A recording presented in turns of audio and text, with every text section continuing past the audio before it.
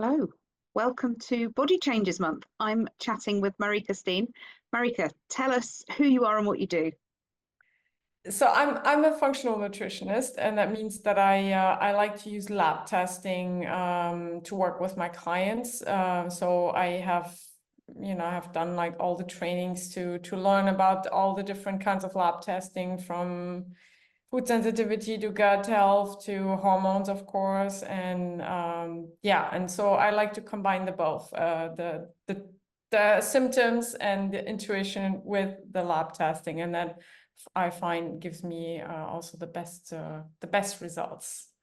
Awesome. And so I'm a nutritionist, so I do focus on nutrition, but I do take an holistic approach, meaning I look into lifestyle and stress management and all the other things as well.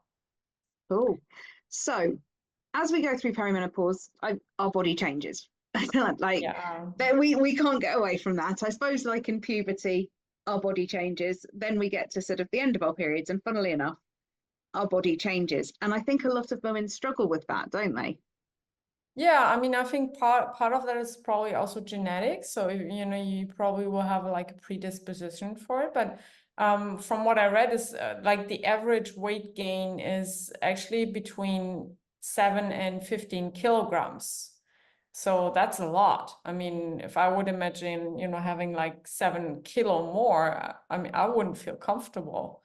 And that's also what I see with many clients. I mean, you may not be like obese, but your body changes, and you're like, you feel like your clothes are getting tight, and also what the annoying thing is that usually we get more belly and less butt.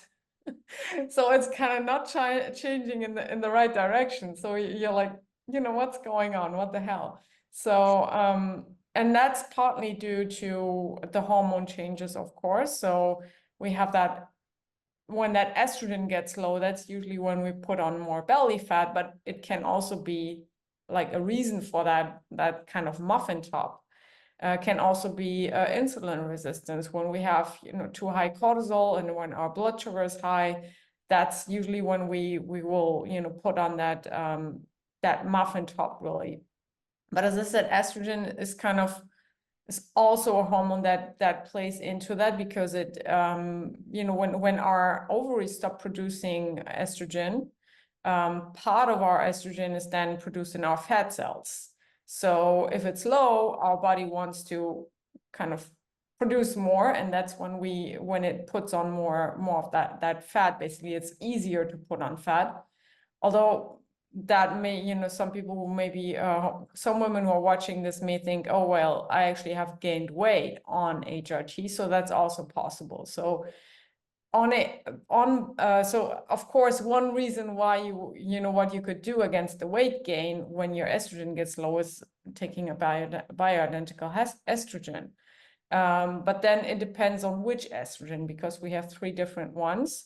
And I have seen some women on estriol and estradiol together, when the dose got too high, that they have started gaining weight too. So that is also something that can happen. So you want your estrogen really, just the way, just good, and not too high, not too low. And that's difficult, actually, isn't it? Because certainly in the UK where I am, the general sort of doctors will just go, oh, add some more estrogen. Just add some. The assumption, certainly in the UK medical world, is that everything in perimenopause is because the estrogen is declining, and therefore we just add more, when actually there's quite a lot more, blood sugar, cortisol, all those other things are going on as well. Yeah, it's not one thing. I mean, basically it's basically we are more prone to weight gain because of the hormones. And they're all interconnected. Usually it's not only the estrogen, it's not only the progesterone or the cortisol, but when our progesterone gets low, our cortisol gets more elevated. And so basically we need to, the hormone balance is really, it's like a, very fine-tuned machine. Yeah. And it sometimes takes a little bit of trial and error to get that right again. But it's about looking at all the different ones. And it's not only the sex hormones, but cortisol and insulin are two very important hormones in perimenopause, which are not sex hormones, and which I think most people actually don't think about. When you talk about hormones, you will not think of cortisol or insulin, but that's definitely an important part as well to consider. And then what I actually am just experiencing myself at the moment is I had, we had water damage and I had mold. We had mold in our bedroom. And so I'm still kind of battling with that. And so I have a little bit of SIBO, it's basically that damn mold has settled everywhere in my body, in my intestines, in my lungs. And basically, having that kind of yeast overgrowth in your intestines, that can also be a reason. I haven't actually gained weight, but I have a muffin top, and that's because my intestines are swollen. And that's also very unpleasant. And I think that's actually another thing that many women experience in perimenopause is getting more digestive issues, getting more bloated, getting more gas. And that's partly because of the stress and also because of the declining hormones. And then we can be more prone to bacterial overgrowth. So there's actually, all these different aspects, and that it can all be the decrease in hormones and maybe the higher levels of cortisol. But then, yeah, it's usually also looking into, how are we eating, what are we eating, and what else are we being exposed to throughout the day. Absolutely. And we're all being exposed to all sorts all the time, aren't we? There's plastics in everything. There's atmospheric things. There's extra stressors everywhere without you even trying to look for them. Yeah, and once you actually, like low progesterone, and or most women know, I think now, that progesterone is the first hormone to decline. So low progesterone actually has been linked clearly to higher leaky gut, which means that your intestinal wall will be permeable. So it will let through particles of proteins and food that get into your bloodstream. And that will then, once these things they leak into your bloodstream, that will activate your immune system. And then, and that's how you actually start reacting to foods that you just used to always eat. Actually, the more often you eat the same foods, the higher the possibility or the risk that you will react to these foods. And then it's, so I mean, I've had this on several occasions, and every time it was linked to this shitty mold. I've had it several times now. But basically, yeah, it can be, external toxins, but there's also, it can also be, what we eat. I mean, we just had a study here published in Belgium where a doctor has actually found that teenagers who have eaten organic and free-range foods, like mainly the meats and eggs and dairy products, they actually had very high toxin levels of lead, arsenic, glyphosate, chlorine, PFAS, compared to teenagers who didn't eat those foods. So I mean, it's a small study. And I think there's, there's some more like investigation that needs to be done, because now the whatever the body is that's responsible for food safety here in Belgium, they say no, what all the foods are tested and they're all the same. But I mean, I've actually just recently heard this from people in Paris who let their chicken, who have their own chicken on rooftops, so that they can have their own eggs. But the air pollution is so high that actually people are saying you should not eat those eggs because they're full of heavy metals. Wow. And like lead and arsenic and all these things. So, sometimes we actually think we do the right thing, or we we aim to eat healthy, but I mean, there's so much pollution and so much shit around us that it's actually really hard to, you can never do it right. You can't win, it seems, you kind of have to choose your poison. But these things are, of course, also affecting your body, your digestive system. And then it's what I often see is also people just eating on the run, or standing, gulping down a smoothie on the kitchen counter or while driving to work. So, I mean, these are all things that affect your digestive system, but because then maybe not a smoothie, but also it's about chewing your food, when you have those big food particles coming into your intestinal, they damage your intestinal wall. And then also when you get the low hormones, your bacterial diversity gets lower. So that also has an effect because you may have less of those bacteria that produce that mucus to maintain your intestinal lining. So there's, a wealth of different things that can actually make you, and, in peri, you're just really, fragile, or you're just really, prone to getting all these things, unfortunately. Yeah. So, and I think we're saying this over and over, it's really, we just need to really take care of ourselves during this time. And identify, when you're actually in this situation where you have food sensitivities or you have like yeast overgrowth, unfortunately, it will just not go away, by itself. So it's about finding the right help of, practitioners who can support you with healing your gut and getting rid of those food sensitivities, using the right tests to identify them. Looking at your hormone levels, looking at, what's going on in your diet and your habits that you may need to change, so that you can, move forward in a better state. So that's lots and lots of very Sorry.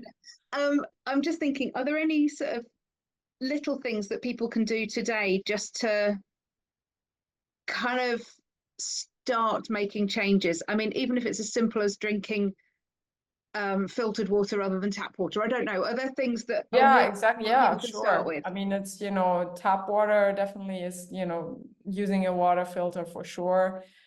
Sitting down when you eat, chew your food, mind your stress levels, try to manage your stress or lower your stress.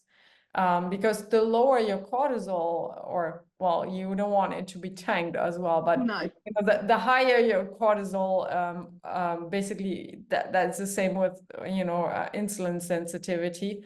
When your cortisol gets that high, and it's high all the time, your cells actually get resistant to it. And then at one point it just completely tanks. So you get from this kind of hyper state where you feel like completely burnt out, and you're like, you can't get out of bed in the morning. So, first one happens, and then you come into that other stage. But basically what happens when your adrenal glands are busy pumping out cortisol all the time, your adrenal glands are your backup gland for hormone production when you go into menopause. So as I said, when your ovaries stop producing estrogen, then part of that is, produced in the fat cells, but your adrenal glands are mainly responsible for putting out that progesterone and testosterone. So basically that's why stress management is so important, because the less of that stress you have and the less your adrenal glands are pumping out cortisol, the better your other sex hormone levels will be. And then of course looking into HRT is definitely something that can help, because, and I mean, there's also plant based, well, I mean, bioidentical hormone therapy is plant-based, but there's also other herbs that can help push your hormone levels. But I have actually not seen much success with them in my practice. I see that they can help to some extent, but it also means often that you need to take 10 different things instead of just the hormones.